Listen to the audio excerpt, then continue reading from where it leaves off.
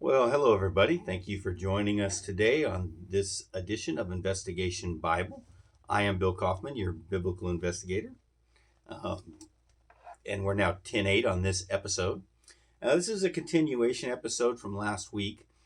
I talked about famous people and when they lived, famous biblical characters and when they lived. And so, we don't know when Adam and Eve lived. We don't know when Noah lived. We don't know when, time wise. I don't know. I have no idea. There's a long time ago. All right.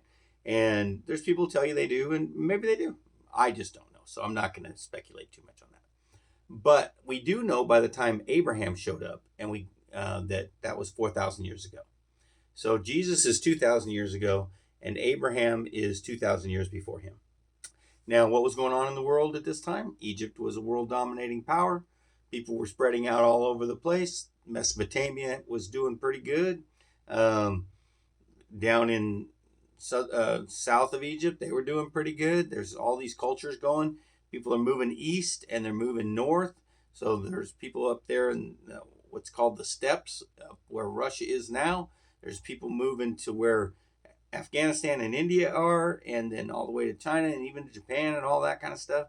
And there's people moving up in across northern Africa. They came down. I said up, but I didn't mean down. There's people going all over the place, and they're building cultures everywhere. Okay, and Abraham is part of the Mesopotamia group. He's in what we would call the Middle East now, Iraq actually. We know what city he lived in. It was called Ur, and that's his city. And then he had a kid he had a couple kids, but he had even more than a couple. But his first kid was a guy named Ishmael, and all Muslims of this whole world call Ishmael their father. And I wouldn't argue with them. And that's what they believe, and that's fine. And then the Israelis, the Jewish people, their father is through Abraham, is Isaac through. Okay, I messed that up. Their father is also Abraham, just like the Muslims say their father is Abraham through Ishmael. The Jewish people say their father is Abraham through Isaac, his son Isaac, and his descendants. And that's where all Christians think that believe, and I believe this, that through the work of Christ, we are grafted in to the Abraham, our Father Abraham had many sons. Well, we're one of them, and the sons and daughters of Abraham through Isaac. That's what we believe. So Christians, Jewish people, and Muslims all call Abraham their father, but through two different sons of his. Well, Isaac had, Ishmael actually had 12 sons, by the way, and I don't know his history very well, but I'm sure some people do. I haven't done a lot of study on it, but his brother Isaac had a couple of sons, and one of them was Jacob, and Jacob, we talked about him last week. He lived around the same time as Hammurabi. Okay, now there's a kind of a famous Babylonian king called Hammurabi, and the reason he's famous is because we got the Code of Hammurabi. Okay, it was uncovered in, I don't remember what year, 1800s, I think. But anyway, it can be read, and we know what the Code of Hammurabi is, and that's about the same time that Jacob was walking around on the earth. So anyway, then he has 12 sons. Those 12 sons become the 12 tribes of Israel. And one of those was a very famous guy named Joseph. And so he lived about 1700 BC. And he was like the prime minister of Egypt for a while. All the Jewish people moved down there, Israeli people, not Jewish, because they weren't called Jews yet. But the Israelis, they moved down to Egypt. Joseph gives them some nice land. They stay there for a while doing good. Then eventually they're not doing so good anymore and they're taking slaves. All right. And they lived as slaves for a few hundred years. And then God brought them Moses, who lived about 3,500 years ago. And he released, and through God's miracles, they got released. And then they built their own nation. That's last week's show. In a couple minutes. I imagine I don't really need to have these 30 minutes long if I can do that quick. But you miss a lot of the nuances in these people's lives if we do that. So I'm gonna try and talk a little bit more about them individually every week. So who's the next guy in line? Well, we're going to call him Joshua. After Moses dies, Joshua becomes the leader. God works a miracle to show everybody that he's going to be with Joshua as he was with Moses. But what's this story? I mean, who is Joshua? Well, he has a whole book in the Bible to him, just to, book of Joshua. Well, what happened with this guy? Well, when he was young, he was a slave, and then in Egypt. But then he followed the Israeli people out of Egypt as Moses was leading them. And then Moses chose 12 after the Red Sea opens and all that kind of stuff. And then they're on the other side, and now they're going to take over the promised land. God promises them, I'll give you this land. It's yours. I promised it to your father Abraham. I'm going to give it to you. And just go take it. It's okay. You can have it. And they sent 12 spies into the land. And those 12 spies came around and looked at everything and then came back with their report to Moses. Well, one of those guys was Joshua. Another one was Caleb. Those two people, they decided that God could do anything and that the land was theirs. I made a joke one time recently about Joshua and Caleb, because I said they must have been the James Bond and the Felix Leiter of their spy era.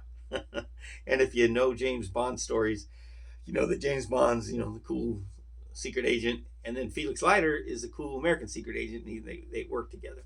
So on quite a few of the books and the movies. But anyway, these two, Caleb and Joshua, they believe they can take the land. No one else does. And they talk the people out of trying. So then they wander in the desert for 40 years. By the end of that 40 years, Moses dies of very old age, and Joshua takes over now of middle old age. Joshua's not a young man anymore. He's probably around my age now.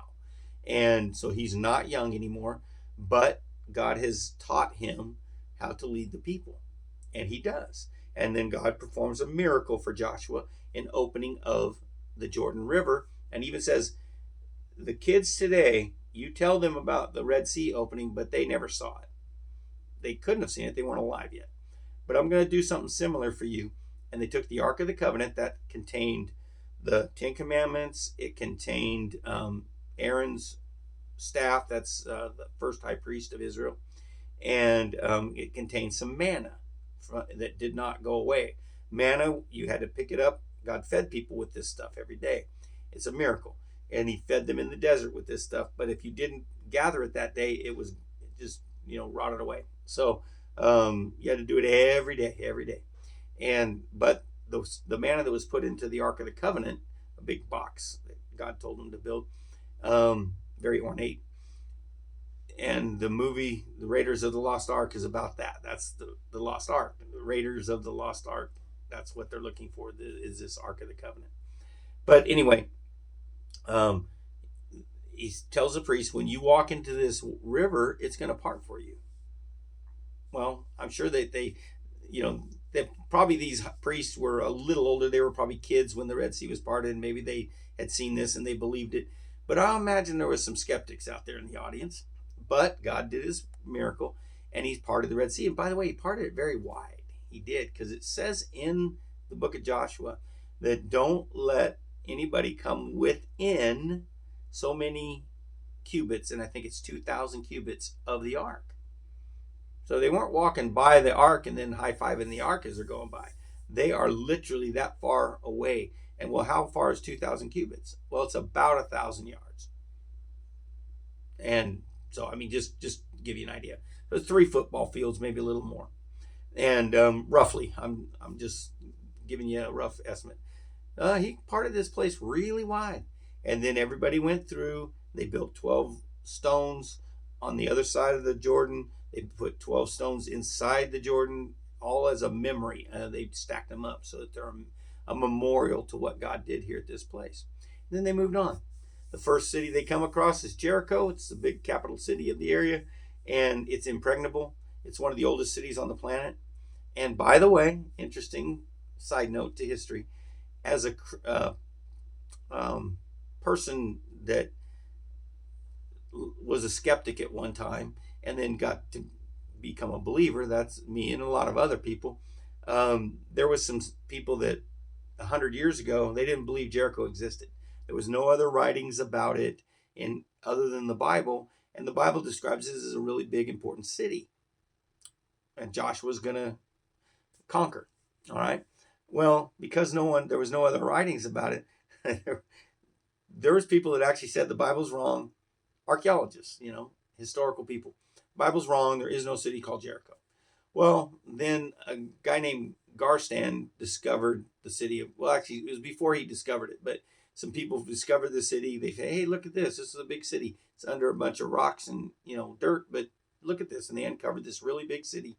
And it was Jericho. And a guy named Garstan was the first to really study it and do all these things with it and everything.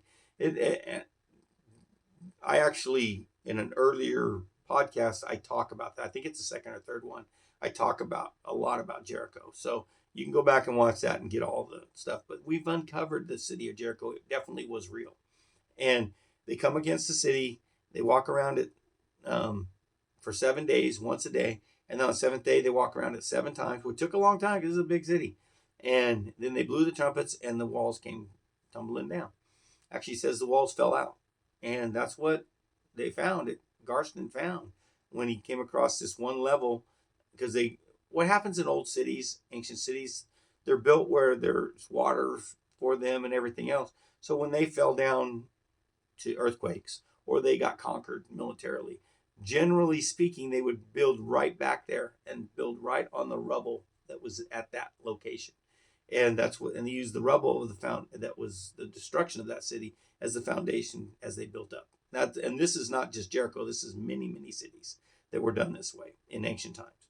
And so that was happening to Jericho. Well, as they got down to a certain level, they found the walls had actually fallen out. And that was the time that Joshua was there. Okay, because angels, I don't know how God did this, whatever. He just had everybody push the walls out. And then it says they ran up into the city, which is right. That's how it would work. And they did, and they conquered the city. And that was Joshua. Now, over his lifetime, he took a lot of the promised land, and he was the leader of the people. That's Joshua. That's the whole book. There's some miracles that God performs and everything else in this book. But that is that guy. Now, when did he live? He lived about 13 to 1400 years ago, or before Jesus, I'm sorry. 1,300, 1,400 years before Jesus was was when he was like in charge of Israel. So 1,400 years before Christ, so 3,400 years ago, he was on this earth. We move forward to the next book in the Bible, and it's called the Book of Judges.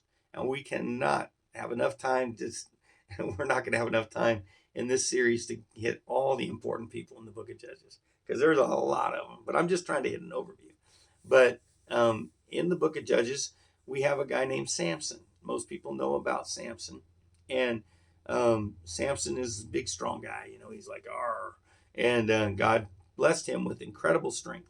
Well, when did he live? Well, he lived about 1200 BC, roughly 1,200 years before Christ, so 3,200 years ago. And when he was on the earth, his mom couldn't have a baby. We don't know why. It doesn't tell us. His mom and dad couldn't have a baby. And they prayed for God to give them a baby. And he did. And they were, it was a miracle. I think she was, not going to ever have one. But this kid shows up and actually it's really interesting. An angel actually comes and says, "Hey, by the way, you're going to have a baby." And they make some food for him and everything, but he doesn't eat it. And kind of disappears in front of their eyes and all this kind of stuff. He actually says, "Go ahead and make it," but he disappears in front of their eyes. But then she does give birth to this kid, and they have a vow of a Nazarene. And that's really an interesting statement, because Jesus is going to live most of his life in a city called Nazareth, but that's 1,200 years later after these events. Samson knew nothing about this eventual thing or anything, but he was taking a vow of a Nazarite, which is in the Old Testament, it's in the books of Moses. A few hundred years before he was alive, Moses was alive and wrote the first 5 books and so of the Bible, and it's called the Torah. Well, in there it describes what it's like to be dedicated to God, wholly and solely, and it's the vow of a Nazarite. And you aren't supposed to break a lot of things. You're not supposed to drink hard liquor. You're not supposed to cut your hair. You're not supposed to touch dead things or whatever. I mean, there's a lot of rules to taking a vow of Nazarite. Now, most people take a vow of a Nazarite in the Old Testament days. They would take that vow, but only for a short time, and that was normal. That was how it was laid out. Like kind of like maybe today Lent, you know, give up something for God for a certain time. The Catholics do that, you know. Well, that's kind of how they did the vow of the Nazarite back then for a short period of time. But Samson was told to be a Nazarite his whole life. That's why he had long hair, because he never took a razor to it. But he didn't have shaggy hair because it said that he braided it, and there was 7 braids on. I mean, he took care of his hair, I guess. He had a lot more hair than I have. We couldn't put 7 braids in my hair because I don't have enough of it. But he was a lot younger than I am when Samson was living. You know, he was a young man, and God performed some miracles with his strength, and he defeated some armies all by himself. And the people that were oppressing them at the time were the Philistines, and God used Samson to stop the Philistines from oppressing the Israelites. Okay, and so he's kind of famous to this day. Although he made some bad decisions, everybody keys in on his bad decisions because he made bad decisions, and eventually gets his eyes poked out, loses his strength. He has this girl named Delilah. She, I don't know why he believed her, but Delilah said, "Hey, what's the secret to your strength?" And he said, "Oh, well, you know, if you bind me up with 7 brand new cords, I won't be able to break out." And that was a lie. And he broke out and defeated his enemies. And a couple other times, you know, if you do this and whatever. Well, then she cries, "You don't love me." And he finally gives in, and he tells her secrets. And, you know, I took a vow of a Nazarite, and if I break those vows, I will lose my strength. And that part of that vow was his hair. So she told his enemies about it, and then while he was sleeping, they cut off his hair. And then when he jumped up to fight them off, like he'd always done, he didn't have his strength, and they hated him because he was very effective as a soldier. And then they poked out his eyes, and they chained him, and he was a laughingstock to the Philistines. But then at the end of his life, he realized all the things he'd done, and he asked God for help. That's all we can ever ask for. Thief on the cross asked God for help, and God helped him, and he gave him his strength back. He pulled the pillars down in this big old city and killed a lot of the enemy too, and Israel was freed again due to Samson. Okay, now that's the story of this guy, and he's pretty famous. Another famous person is a girl named Deborah. There's people that will tell you that, you know, the old patriarchal way is against women. Well, I'm not going to say it isn't because I'm not a woman and I don't know how that would be. But the Bible lays out a lot of women who were heroes. Heroines is what we would call them in our English language. But they're heroes. And Deborah's one of them. And she's a prophet of God, and she's one of the judges of Israel. So God has used women throughout time. And he still does. It's that simple. My wife, our Pastor Mark's wife, Becky, so many other women through my lifetime have had such a big impact on me. So many women that, because they're godly and I follow their advice and instruction. They know what they're doing. Well, Deborah was a person you should follow. She knows what she's doing. And God spoke to her. We have a friend named Sherry that God speaks to her. And she tells you what God says. And it's right. I mean, to the point to where she's like, she says, reading your mail, but, you know, people want to know how I'm reading their mail, but I'm not. God's just telling me so that she can minister to people. I don't have that ability, but she does. And another lady that I know, Tina, same thing. God speaks directly to her, you know, and my wife, God speaks directly to her. That doesn't happen to me, so I listen to these ladies because God uses humans, not just men, humans. And Deborah's one of those people. So she's a judge of Israel, in other words, the boss. And during this judge's time, it says there was no king in Israel. This is before Moses, or after Moses, but before Saul and David and Solomon. They become kings, which we'll get to those people eventually. We're not to there yet. And Deborah, she lives before Samson, but so a little before Samson, in between Samson and Moses, is when she's alive. And these people are oppressing their people, and they have chariots, and chariots were like tanks of their day. That was if you had chariots, you win every war. I mean, you could win a war against any people that didn't have chariots. That was just the way it was. And these people had a whole bunch of tanks. And God says, don't worry about it. I'll take care of it. When they attack you next time, you're going to win. Well, the Israeli general says, how do I know you're speaking from God? And she says, well, I am. Show me when I've been wrong. And he says, I'll tell you what, I'll believe you if you'll go with me to battle. And so she says, well, okay. But knowing the arrogance of human behavior and male stupidity, because I am a man and I know how stupid we are. She says, guess what, though, General? You're not going to get any glory for this victory at all. It's going to go to a woman because you wouldn't go out without me being there. Now, it's not that Deborah went and set out the battle plan in like as Eisenhower did in World War II or something, but she goes there, God talks to her, and he says, go ahead and go. And then as they're going, he causes there to be enough rain to bog down the chariots and they can't move. And Sisera is defeated, and the Israelis are free again. They've been captive, but they're free again. And Deborah was the person God used. So she was a judge of Israel and a prophet, and very effective as a human being, somebody we can all look up to.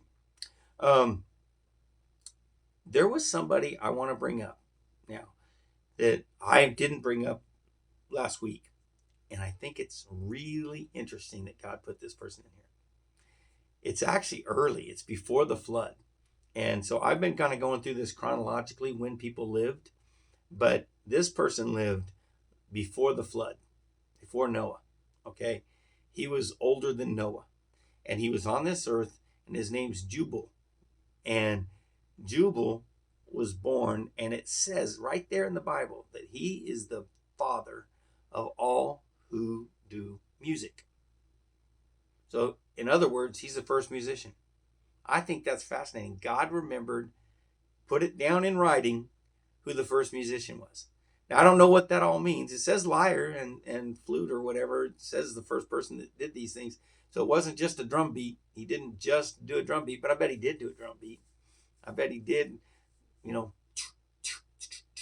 somebody said, wow, that sounds pretty good. Do that again. Then he does it again. And, hey. And then he picks up some sort of, reed and makes a horn sound of some sort, or whatever. I don't have any idea how he did this. And then somehow they're probably making a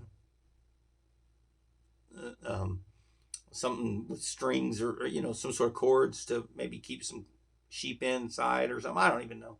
But he plucks it and it makes a noise. And he says, wow, that sounds really good. Pardon me. And he says, wow, that sounds really good. And other people said, well, the next thing you know, he's making music. Now, we have no idea what that music sounded like. I have no clue. And there's no one on this earth that will know. Only God knows. Even by Moses' time, who wrote this information down. God was sitting on, I already brought that up, but God talked to Moses as one man talks to another. And he told him this story of Jubal. And he says the very first person who was a musician was this guy. And this is his name. I think that's fascinating. God gave credence, gravitas, historical memory to this guy. Because God loves music, by the way. Loves music. There's a song that I love as it says, David played for the Lord, a secret chord. I only come up with the mind of it. I should have thought of this before, but it says, you don't really love music, do you? Okay, that's the line that I was getting to. And I'm like, that wasn't true. That God loved music, but you don't really care for music, do you? That's the line in the song. And it talks about David and stuff. And it was a 1980s song. It was very popular, and I liked it when it came out. And I still like it. It's really good. But that song is incorrect. God loved music, and he still loves music. He loves the musicians of today. He loves the musicians of the past, and he remembers them. And he told Moses the first one was this guy. Now, maybe with me, I tell my kids, well, great guitar player, Eddie Van Halen. I mean, I'm just making somebody up, but I saw Eddie in concert when I was a younger man, and he was a great guitar player. Maybe I say that to them because I have a memory of it, but my grandchildren won't even have heard of him unless older people tell them about him because he's gone. And that's kind of what happened here, I'm sure. Moses didn't know anything about this Jubal guy, but God did, and he remembered, and he said, this is the first guy that ever did that. Anyway, just a little side note. I think it's fascinating and interesting. And there's a book, the last book of the Bible, it's Malachi, or Old Testament, last book of the Old Testament. It's Malachi. And it says in there that God has a book of remembrance, of remembering, of people who like to talk about godly things, the things of the Lord, and all that kind of stuff. He puts it down in a memory.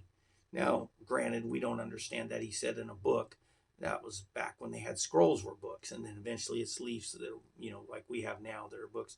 Or now, of course, our records are all digital. I think it's well beyond any of that stuff. I don't think it's a simple little scroll with a pen, but it is a memory that God has of what we're doing right now. You and I, talking about God, talking about the things of God. And so, anyway, now that guy lived like when I don't have any idea, just in between the time of Adam and the time of Noah.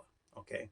But the other people that we mentioned, and we're out of time. So it's just by the time we can date people, it's Abraham, and then that's 2000 BC, Moses 1500 BC, Samson about 1200 BC, and we're just moving forward here. And there's a lot of people in between, okay, that we've talked about, and I just want to give them some their props, as they used to say when I was young. Give them their props, and because they're proper respect, because God even did. God wrote down in this word these people's life stories, and we can remember them even to this day. All right, well, listen, thank you for joining us. We're now 10:10 on this episode, and I hope you join us again.